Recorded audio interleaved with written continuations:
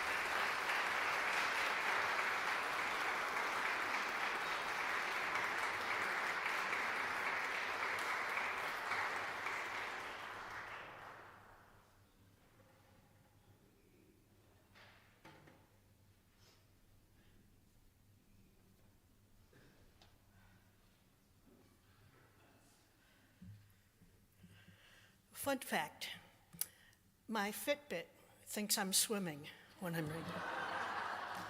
I get a lot of aquatic miles.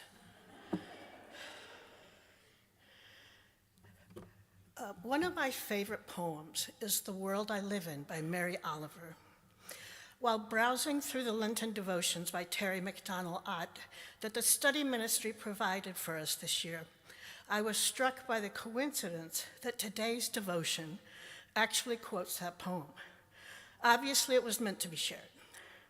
So as we conclude this season of Lent and prepare to enter Holy Week, I would like to read to you the poem and a short excerpt from Ott's devotion. So this is The World I Live In by Mary Oliver. I have refused to live locked in the orderly house of reasons and proofs. The world I live in and believe in is wider than that. And anyway, what's wrong with maybe? You wouldn't believe what once or twice I have seen. I'll just tell you this. Only if there are angels in your head will you ever possibly see one. Ott concludes today's devotion with this. Maybe leaves the door of our house open to all that is possible with God.